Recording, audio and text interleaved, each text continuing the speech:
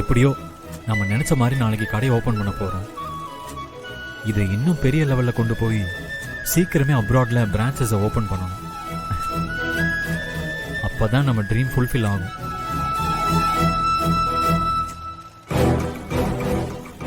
நாளைக்கு கடை ஓபனிங் வச்சிருக்கோம். ஆனா இன்னும் அம்மா கிட்ட சொல்லலையே. அம்மா கிட்ட சொல்லணும் தான். ஆனா எப்படி சொல்றது? வணக்கம் மேடம்.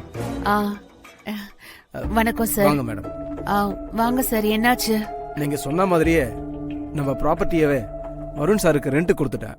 அவரும் நான் தான் ஓனர் நம்பிட்டார் மேடம். ஓகே சார், அது அப்படியே இருக்கட்டும்.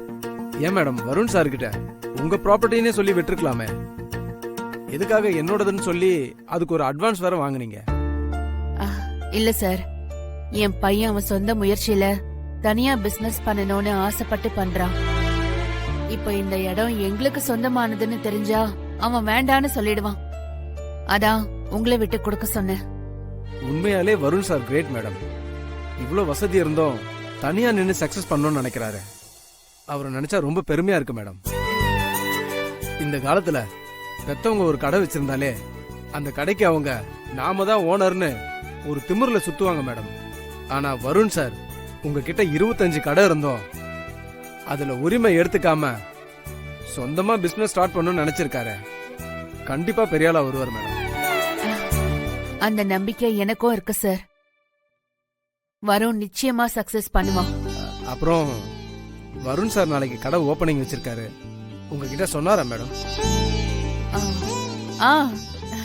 பின்ன உங்ககிட்ட சொல்லாமலையா?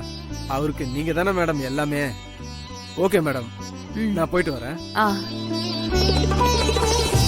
வருண் நாளைக்கு கடை ஓபனிங் வச்சிருக்கான்.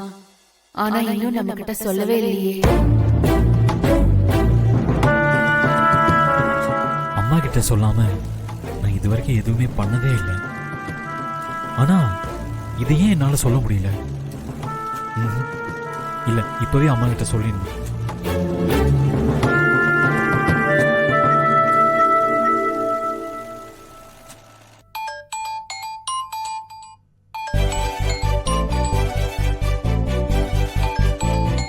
என் பையன் என்கிட்ட சொல்லாம எதுவும் பண்ண மாட்டான். கடை திறப்ப பத்தி சொல்றதுக்கு தான் கால் பண்றான். அம்மா சொல்லு கண்ணா.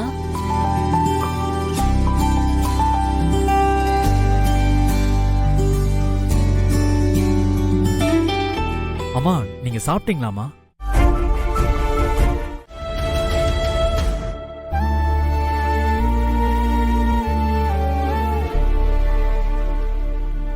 வருண், என்னதாண்டா அவன் பிரச்சனை?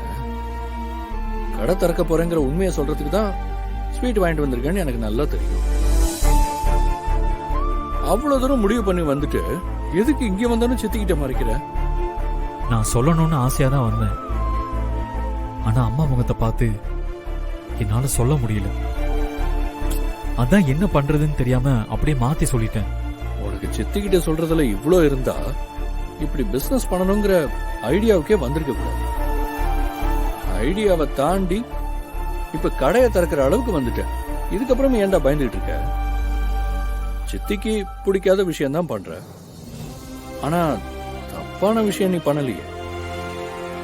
ஒரு பிசினஸ் ஆரம்பிச்சு இன்னைக்கு அதுல ஒரு நல்ல இடத்துக்கு நகர்ந்திருக்க.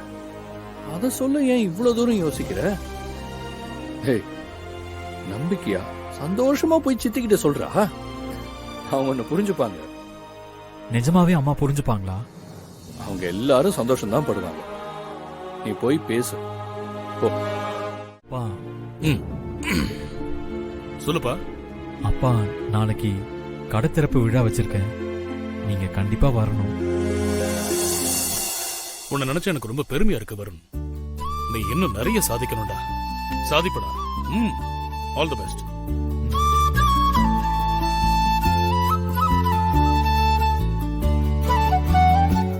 பெரியப்பா. ஏன்பா, என் பையன் கடை திறப்பு விழாவுக்கு நாங்க வராமலா? கண்டிப்பா வருவோம். வருண்,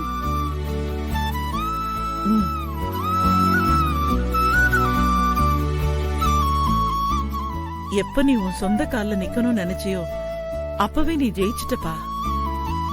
நீ பெரிய ஆளா வரணும், அண்ணாமலை மாதிரியே பேரும் புகழும் எடுக்கணும். நல்லா இருப்பா, நல்லா இரு.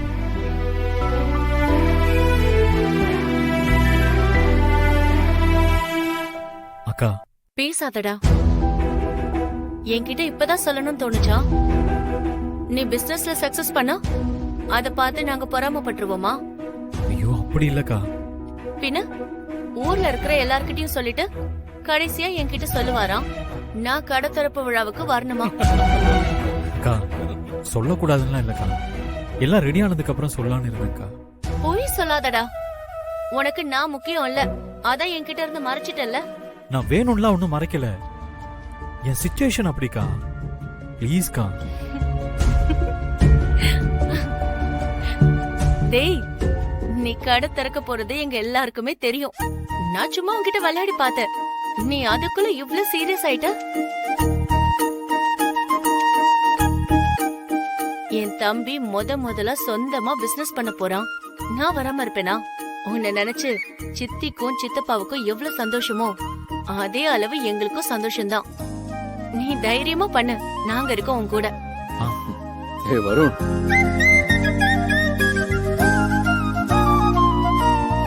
ஏண்டா நீ சொல்லனா இங்க யாருக்கும் தெரியாதுன்னு நினைச்சியா? எல்லாருக்கும் தெரியும். சரி, நீ ஏன் எப்ப சொல்லுவேன் தான் நாங்கெல்லாம் வெயிட் பண்ணிட்டு இருந்தோம். Anyway, all the best. நல்லா பண்ணு. தேங்க்ஸ்ண்ணா.